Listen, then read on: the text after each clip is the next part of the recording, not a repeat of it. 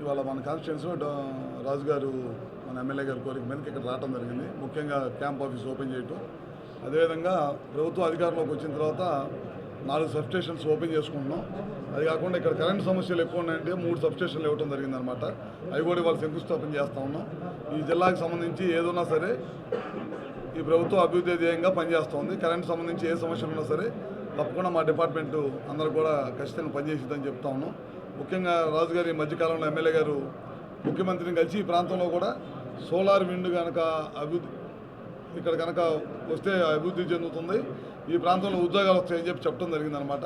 ముఖ్యమంత్రి గారు ఇమీడియట్గా నవయోగ వాళ్ళని ఇంకా 2-3 కంపెనీలను పిలిపించి సర్వే చేసి రమ్మన్నారు. అయిపోయింది. మొన్న క్యాబినెట్లో కూడా చర్చించడం కూడా జరిగిపోయింది. రాబోయే రోజుల్లో ఈ ప్రాంతంలో మడకసరి కాన్స్టిట్యున్సీలో చాలా పెద్ద ఎత్తున సోలార్ విండు ఎక్కడైతే అనుకూలమైన ప్రదేశం ఉందో అక్కడ అన్నింటిలో కూడా చేస్తాం.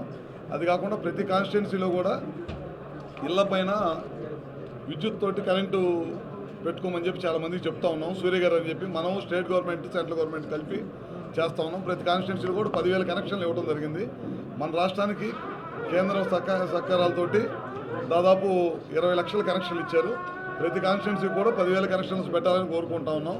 అదే కాకుండా రైతులకు కూడా 9 గంటలు నాణ్యమైన విద్యుత్ ఇవ్వడం కోసం కేంద్ర ప్రభుత్వం సహాయ సహకారాలతోటి పీఎం మోడీ గారు అదేవిధంగా చంద్రబాబు నాయుడు గారు మన రాష్ట్రం కలిసి పనిచేస్తూ ఉన్నారు.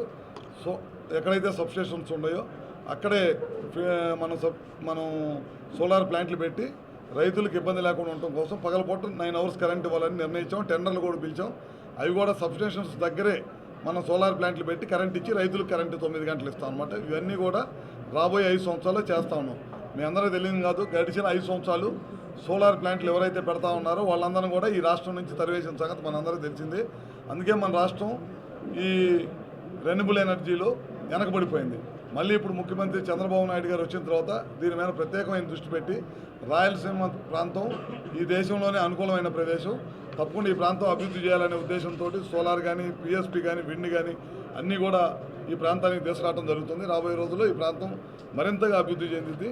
అదేవిధంగా సోదరుడు రాజు గారు ఏదైతే ఆయన కాన్స్టిట్యున్సీకి కావాలన్నారో చాలా వరకు చేస్తూ ఉన్నాం. రేపు రాబోయే రోజుల్లో కూడా ఈ కాన్స్టిట్యున్సీకి కానీ జిల్లాకు సంబంధించిన ఏదన్నా సరే మా డిపార్ట్మెంట్ నుంచి తప్పకుండా చేస్తామని చెప్పి కూడా తెలియజేసుకుంటూ సెలవు తీసుకుంటాం.